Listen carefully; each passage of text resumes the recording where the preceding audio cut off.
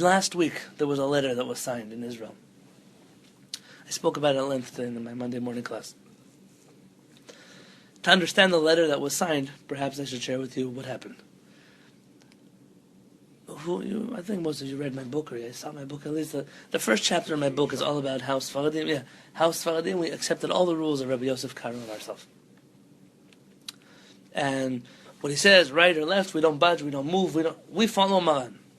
We know that Ashkenazim, 95% accepted. They accepted 95% Shulchan Aruch, except for 5% of places. Not really a big amount of things that we differ on.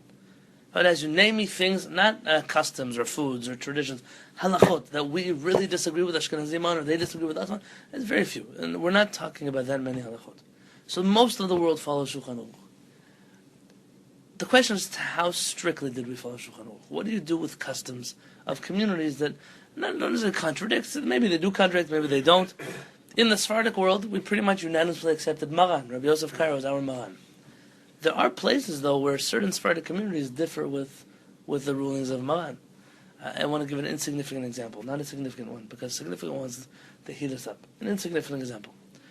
On Shabbat morning, after you finish Tefillah Shacharit, you take off your talit and you do what with it? You fold it? You fold it? You fold it? Fold it and put it in your bed. Wonderful. Just throw it in the corner. Maran, Rabbi Yosef Karo, writes in Shulchan Aruch that it's forbidden to fold a talit on Shabbat. Yeah. It's violating Shabbat when you fold your talit on Shabbat. So why do we fold? You've probably seen, like, certain Hasidic communities, they wrap up their talit in a ball and they shove it on a shelf somewhere with dust. That's it seems very disrespectful to the talit. There's a halacha, without going into all the details, inside of Shulchan Aruch that talks about the 39 melachot, the 39 things you're not allowed to do on Shabbat. One of them would be marking, to mark something. Either you mark it before you cut a piece of fabric, or part of marking is folding something and making a crease on it. Maran seems to understand that there's a prohibition of marking your talit on Shabbat because you're folding it along a crease. And Maran in the Bet Yosef brings down both opinions. The opinion of the Kolbo, who says you're allowed to fold your talit on Shabbat, and another opinion that says you're not allowed to. And in his Shulchan Aruch, Maran decides, like the second opinion, that you're not allowed to fold your talit on Shabbat. In Morocco, I have testimony from Yemen, a number of places. We all folded our talitot on Shabbat. We did. It's a fact on the ground. And perhaps to understand why we did, there's a few different halachot that come into play here. One is marking. Marking along a crease. That would be a problem. The second is preparing from a weekday, from a Shabbat to a weekday. For example, I'm preparing from Shabbat morning my talit for Sunday. That would be something you're not allowed to do on Shabbat. There are a few things that would come out. According to... Talit on Shabbat for Sunday. Why would you have to do that? You are, but the fact that you're folding it, you're getting it ready for tomorrow. But what if that's not your intention? It's just to put it away in a presentable Which is why the main problem here is the folding. But there are a few problems that come along with it. Rabbi Shalom Asas in his Shemesh U'Magen comes to defend the Moroccan custom, which is very old, by the way. There's a few things that happen. Maran Rabbi Yosef Karo writes in the introduction to Shulchan Aruch that any community that has a custom that's older than his Shulchan Aruch, he didn't come to change. Now this is a big exception, right? Because that means that all kinds of halachot. How can I knock people on the head for that? The wording of Maran is any community which prohibited something, and I permit it in my Shulchan Aruch, my permission doesn't trump their prohibition. Meaning, if they prohibited something, I shouldn't come and be the one who's being lenient on them now. But some would say it doesn't go the other way around. It doesn't go that if in your community you permitted something and all of the Maran prohibits, well, you also have to go along with what it says in Shulchan Aruch. Rabbi Shalom Asas says that when we fold our talit on Shabbat, first off, there's already a crease there. So you're not necessarily the one creasing it. Right. So actually, when you crumple it up into a ball, you're creating all kinds of new creases that weren't there beforehand. And disrespectful, ugly ones. He said, what about disrespect? He said, what about the talit? He said, talit. He said, have you ever seen a talit that's crumpled up into a ball? 1 year, a year and a half later, it already looks like a shemata, he says. He said, what kind of respect would that be for a talit? There's also a problem with property because you can't put it back in your bag. I've seen it happen in big shuls where, no, that's my talit. No, I put it there. It's like people. You have to imagine that according to Maran, though, for Maran, this is like a biblical prohibition. Maybe not biblical, rabbinic. It would be a prohibition of Shabbat. It would be violating Shabbat. Rabbi Shalom Asas also says something else. Most of us have a Shabbat talit. We're not wearing this talit on Sunday. We're wearing this talit next week, Shabbat morning. So I'm not preparing from Shabbat to Sunday. Most of us are preparing from Shabbat to Shabbat. And Rabbi Shalom Asas is basically our custom we have on what to rely. The third thing he says is perhaps the strongest. He said, what does it mean that we follow Maran with whatever he says? When Maran says it's not allowed to do something, you must do something, we follow Maran. But when Maran in his Bet Yosef quotes both opinions as valid, and he doesn't argue with the other one, he's both opinions, and then in Shulchan Aruch he chooses one of them for decisiveness' sake, is because Maran mentioned the other custom with respect, we understand that he considered it a valid approach, and therefore we're allowed to continue with that custom. So next time someone knocks you on the head for folding your talit, Baruch haba. It's almost like Mashiach just came in. Wow. So next time somebody knocks you on the head for folding your talit on Shabbat, tell them I have a number of answers. One is, I don't want to make new creases, I'm just using the old creases. 2, my talit is getting ready for next Shabbat, not for Sunday. And 3, Maran brings down both opinions, and not just one of them, to tell me that I'm allowed to follow both opinions. Why am I talking about something so insignificant? There's a war that's been going on in Israel. It's not insignificant. It's not. This has ramifications to other things. But more importantly, what this has ramifications to are we have Bible thumpers. We also have what I call Maran thumpers. And I'll explain. Which sometimes I'm guilty of myself. Rabbi Yonatan Yosef, when he became the chief rabbi of Israel, led a crusade. And this crusade was, let's unite all the Sfaradim in the world under one banner. Yes, we all accept Rabbi Yosef Cairo, but we must re-accept Rabbi Yosef Cairo. And all the customs that we've developed in Morocco and Syria and Yemen and Algeria and wherever countries we were, we have to change them so that we all fit under one banner of Maran, the Shulchan Aruch. And what Rabbi Yosef saw was that this would be a great way to unite the Sephardic community.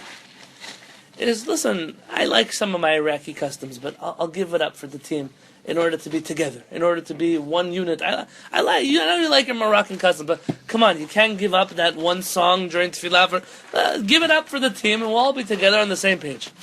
And essentially, Rabbi Yosef was very successful. Very successful. The Sidurim that most people have follow Rabbi Yosef's Nusach. Yeah. The ingenious marketing. Yes, the books of Halakha, almost all of them follow. You have to be careful about too much uniformity. So I'm getting there. Rabbi Yosef succeeded, and even those groups of Jews that were against him, the most vocal of them were the Moroccans. I'll tell you why the Moroccans. First, the Moroccans just tend to be vocal people in general. So I'll get in trouble. Today there was a rabbi on record I can't relate, Rabbi. He can't relate. He got on record today and said the Moroccans are this, and it's I didn't mean that in. The Moroccan Jews have a right to be proud. They have a right to be proud. I'll tell you why. From all the countries the Jews came from, Rabbi Yosef, for example, is Iraqi. Iraqi Jews are a very old Jewish community. I mean, we have communities in Iraq from the times of the Gemara. That's where we were. Bavel is Iraq.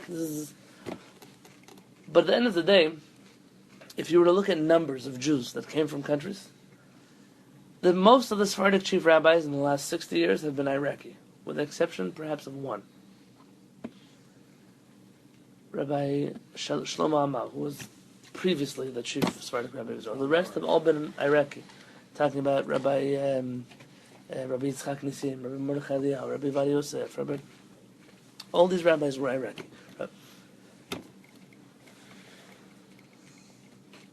The Jews of Iraq in 1948 were numbered in the 40 to 50,000 range. It was a community, big community, but Syrian also, maybe 30 to 50, somewhere in that range. Egypt, the same thing. Lebanon, even smaller amount. Morocco alone was about 500,000 Jews.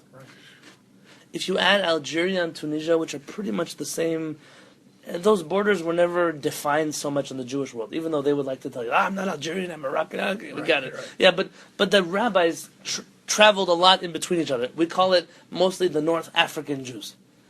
That culture, you're talking about close to 1 million Jews. A lot. And when you're saying in the Sephardic world, that is the largest exile, the largest galut of Sephardic Jews in the whole world. But how many in 10 Yemen had a community, but nothing as big as Well, Morocco. I know 45,000 were evacuated in Operation Magic. So then that's pretty much who was there. 45,000 magic carpet? You're talking about maybe a few thousand more that went That to were left. America, So- Canada, and some stayed there. So for the Moroccans to come to Israel in 1948, and then for a chief rabbi like Rabbi Yosef to stand up and say, hey, listen, give one up for the team. Let's unite under Rabbi Yosef Cairo. We follow Rabbi Yosef Cairo, except for certain places where our customs are different. As Rabbi Yosef says, stop being so stubborn. Just give in to the rest of us. And they said, who are you to tell us to give in? Like, we are the majority. We're the majority of Sephardic Jews. That's never how it was perceived, and I'm telling you something that maybe you didn't even know before. This is a giant Jewish community. One that has very proud roots, and makes sure to tell you about it all the time. My mother's Moroccan, my Rebbe's Moroccan, I got picked up a lot of this. When you look into Sephardic Jewry, not necessarily world Jewry, but Sephardic Jewry, the Spanish North African tradition is perhaps the oldest of the Sephardic Jews. Yes, you have the Jews of the Orient, you have the Jews in Yemen. I'm not talking about oldest regarding all the ethnicities. But if you want to say the Sephardic, Sfarad is Spain. It's not somewhere in the Middle East. The fact that Sephardic Jews were later, by the Ashkenazim, lumped into the same category as the Middle Eastern Jews, the Edot HaMizrach, it was a big disservice. The Edot HaMizrach hated being called Sfaradim because they weren't. They were never from Spain. And the Sephardic Jews, they were considered the pedigree. We were from Spain, we went through the Inquisition, you didn't suffer like we did, that kind of thing. They consider themselves, what do you mean you're lumping me into the same category with those Iraqis and those Syrians and those Iranians and those... we don't want to be in the same category. Today they're lumped together. Rabbi Yosef was successful, and even though the Moroccan community didn't rally behind him when it came to halakha, but at the end of the day, unanimously, almost in the Sephardic world, Rabbi Yosef was considered the giant of the generation, the Sephardic leader of the generation. So we didn't follow all of his halachot, okay, but most of them we followed. Why am I telling you all this? Rabbi Yosef in his lifetime, I'm putting aside his political career, I'm not involved, in his halachic career, said things, threw out things that you and I maybe felt uncomfortable with, but we laughed them off because Rabbi Yosef deserved some leeway. We loved him enough that he was able to get away with calling Rabbi so-and-so a donkey in the middle of his shiur. See, you're laughing like a donkey. Who do you call? In the middle of his shiur, Chama said, "This one, he's a chamor. This one." That's what they said. They said they call him Rabbi so-and-so. What I call him? He said I call him the Meshugana. He said I call him. And that's what Rabbi Yosef said. I said, what happened to political correctness? Rabbi Yosef didn't have a large dose of political correctness in his bloodstream. Deficiency. But that's what made him Chacham Ovadia, and because we appreciated him so much, we kind of looked the other way when he had such statements. When he would say, the Moroccans are too stubborn to give in on this halakha. Why are they being so stubborn? Moroccans worldwide were offended, but okay, we love Rabbi Ovadia enough to look the other way. When he told the Yemenite Jews, you guys have to stop your crazy Yemenite customs and give in, you're in Israel now. The Yemenite Jews took it personally, but said, we like Rabbi Ovadia enough to... The problem is when Rabbi Yosef passed away, you now have a generation of sons and students who took over. The sons which are busy suing each other in court, and sons and students which disagree with each other, and there's a whole mess going on in that department, which I didn't come to talk about. So weird. But when Rabbi Yitzchak Yosef, the son of Rabbi Yosef, was elected as chief Sephardic rabbi of Israel, who's a well-written rabbi in his own right, many, many books, gets up a few months ago and says, the Moroccans are so stubborn. So they have nice songs in their prayers. So we'll sing their songs, but let them give up all their other stuff. Why are they so stubborn? When Rabbi Yitzchak Yosef, today in the morning, leaks a recording about him where he says, the Moroccans just like to chase their honor. That's all they care about. Chase their honor. They run after their own pride. They have too much pride. When he mentions a few months back, in a lecture that I saw with my own eyes, maybe even a year ago, Rabbi Yitzchak Yosef was in a synagogue in New York, and he got on the microphone and said, there was a synagogue that I went to, and there was a rabbi there, a Sephardic rabbi, who disagreed with my father, and he said a halakha not like my father. And when I approached him, he said that I don't have to follow Rabbi Yosef, he's a big rabbi, but I have my own opinion.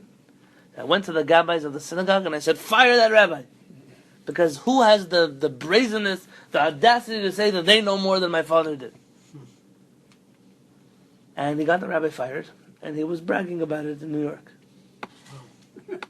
And the idea is that Rabbi Yitzchak Yosef is not crazy. He's not a crazy man. He's a student of his father's.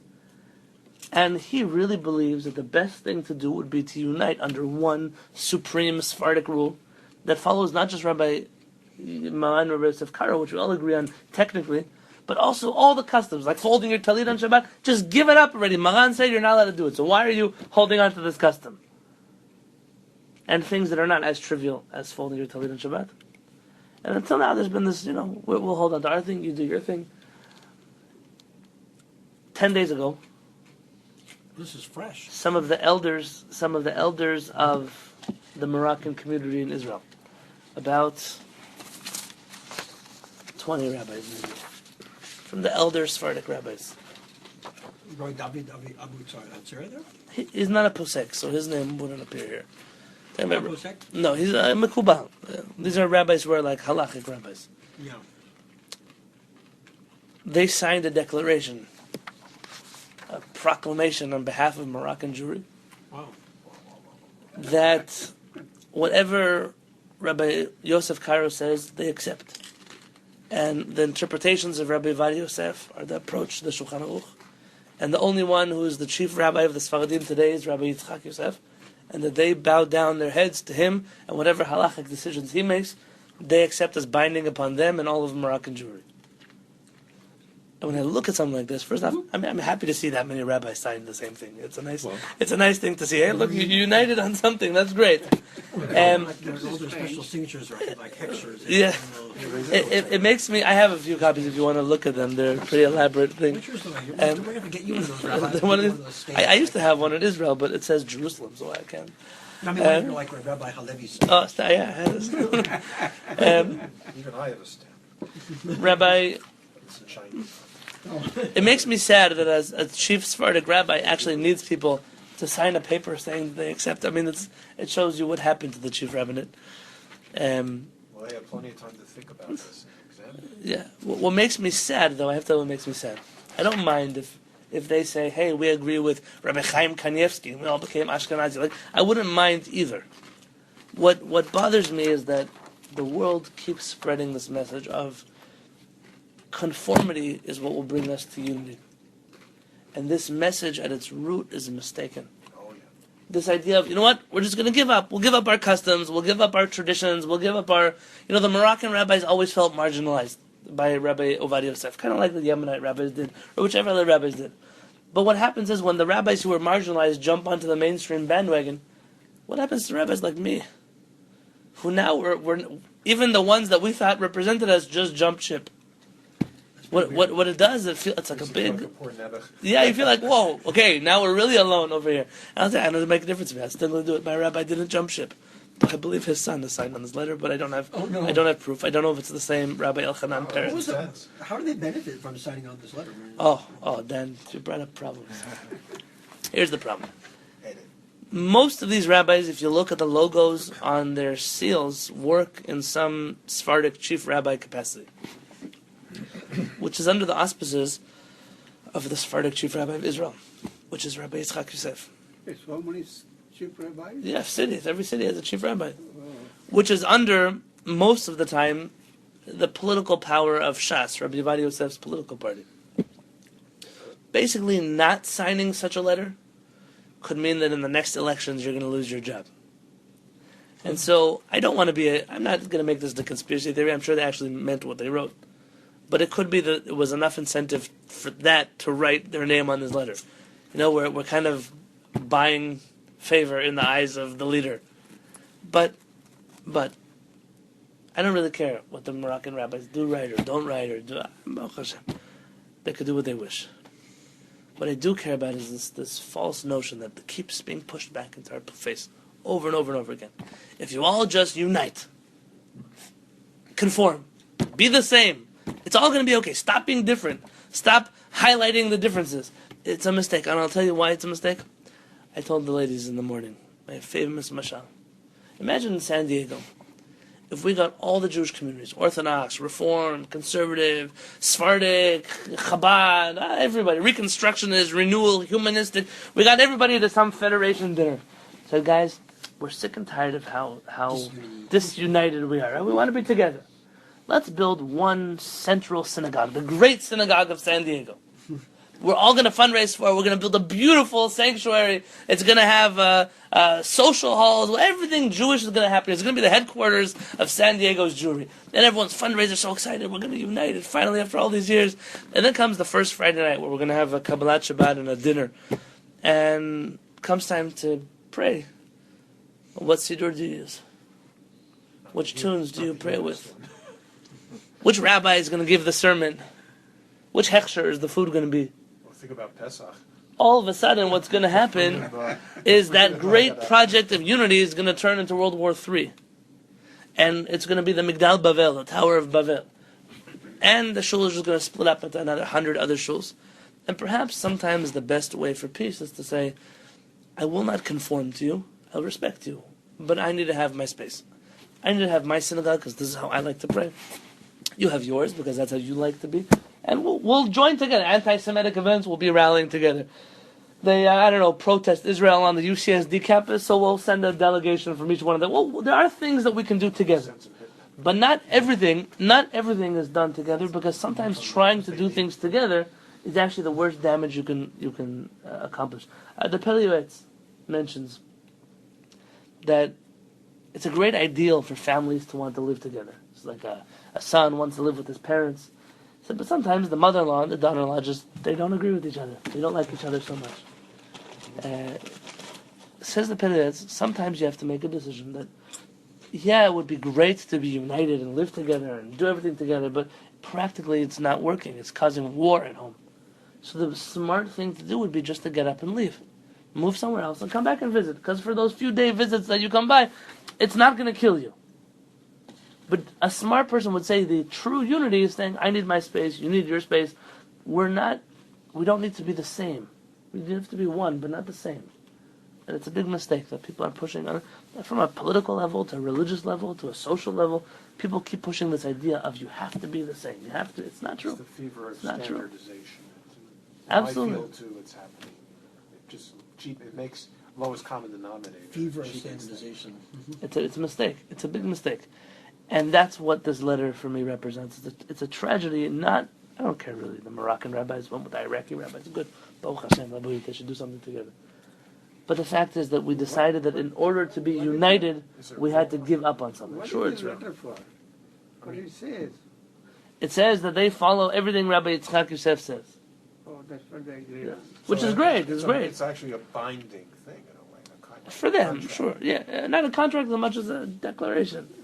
But is it? I mean, is it just a political statement, or is it something? That No, has it real seems halachic it has reality? real halachic realities. For example, when it comes to laws of conversion, which we, thank God, have a very nice style of conversion from North Africa, where not as intense and not as strict and not as there's room to help people come in under the wings of the Shekhinah.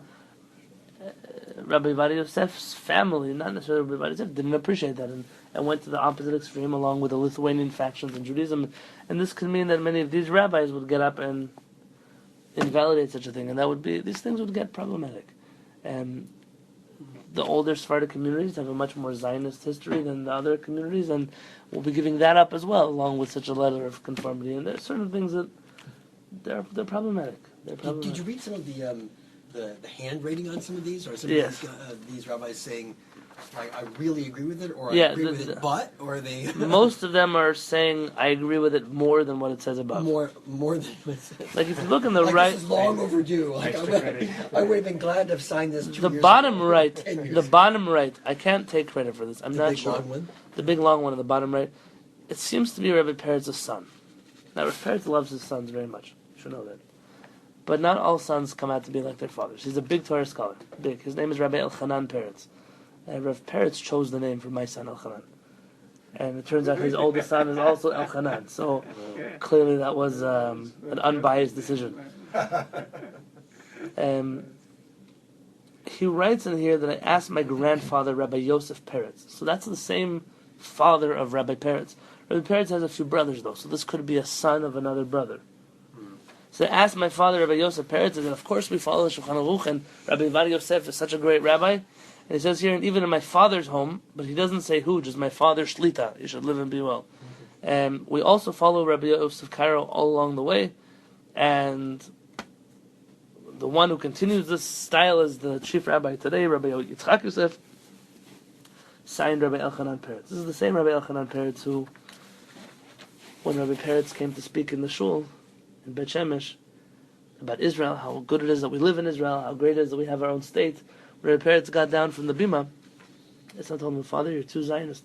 If you were to speak for 5 more minutes, either I would ask you to step down or I would walk out of the shul. So, not everyone is as aware of who the rabbi is as some of us are. But it was not surprising to me that he would sign such a letter, but I don't know. I don't want to say it's the same Rabbi Elchanan if I'm not convinced that it's true. Rabbi Yoshua Maman, who's the last Moroccan rabbi alive to sit on the Beit Din in Morocco, he signed him his letter. Yeah, some big names. Yeah, I believe it's the second signature from the right. Like Rabbi Chaim Shlush, I think it's the one to the left.